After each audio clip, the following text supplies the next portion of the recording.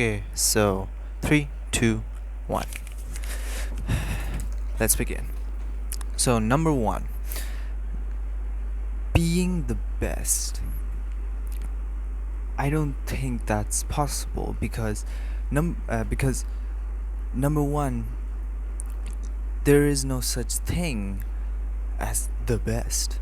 Like, there will always be someone better than you.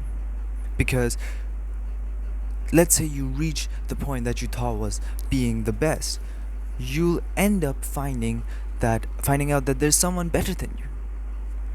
And so then it just turns out to be that, what are you supposed to do? Well, again, you wanted to be the best, but there's always someone better than you.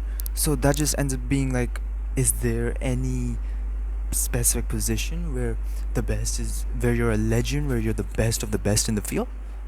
I don't believe there is. And that brings me to point number two, which again I might be saying the same words again, but I mean different thing. Is there is no such thing as being as the best. No matter how much you try, there's always a new checkpoint to reach. And I feel like point one and point two kind of sound similar, but from point one, what I meant was that you will always find someone to compare yourself to. And from point number two, what I mean is that goal of being the best of the best, there is no such thing as that. There's no such thing as being perfect.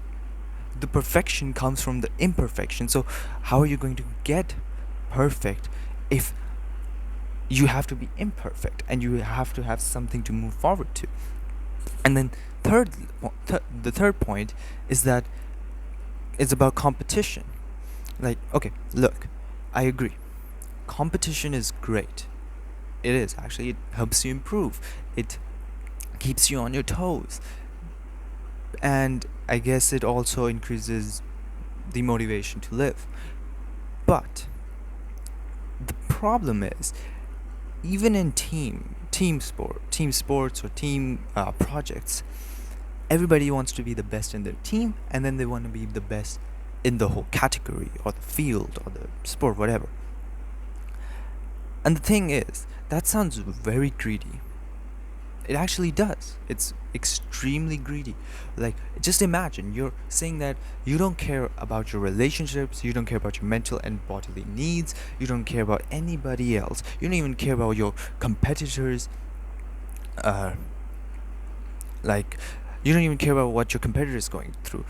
All you want is to be the best. But even again, with point one and point two, there is no such thing as the best. So what you're chasing after is a delusion. It's not even a dream that could come true. It's a delusion. So it's like, oh, what are you going to do then? And these are the three reasons why I don't agree with this phrase that I want to become the best of the best. Because from what I can perceive, the best of the best means you want to be better than the best. Even you want to be called the optimal person for that thing. And here's an example. Do you really think out of these four Renaissance artists, whose names have been used for Teenage Mutant Ninja Turtles even, which one is the best in Renaissance? Because I feel like those are the four ones that are known as Renaissance arts. These four guys. And who are they? Leonardo da Vinci, Michelangelo, Donatello, and Raphael.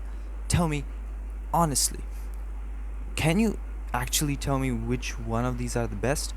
At least I can't.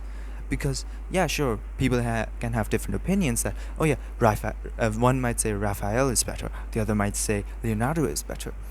But essentially what everybody can agree on is that they're all the best.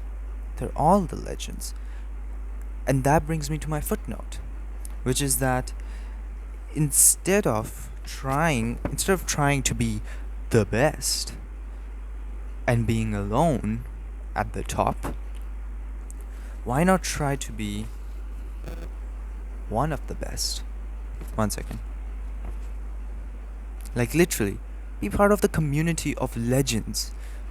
Why not strive for that instead of striving for a lone, selfish, I guess, self-centered person?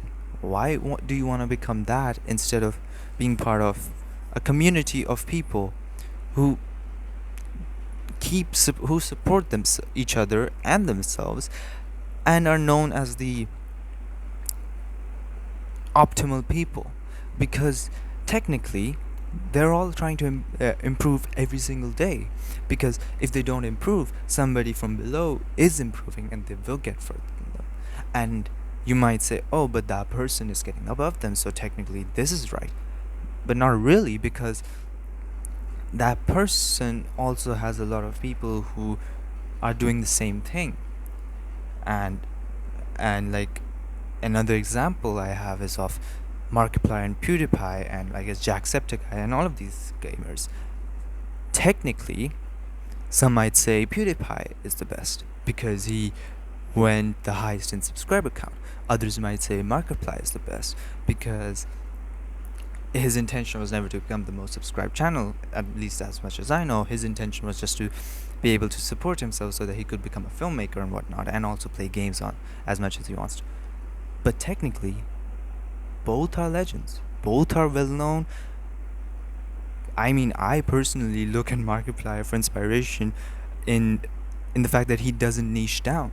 Yeah, sure, he's called a gamer because he plays a lot of games, but technically he doesn't niche down. He makes films, he makes random skits. He started this channel that I've forgotten the name of, that was like a separate channel in which only lasted a year, and then they did a big delete of that channel even. But that's the thing. PewDiePie and Markiplier are both are legends. Just like how Raphael, Donatello, Leonardo da Vinci, I don't know why I'm saying Leonardo's full name. I don't know. I guess I like it.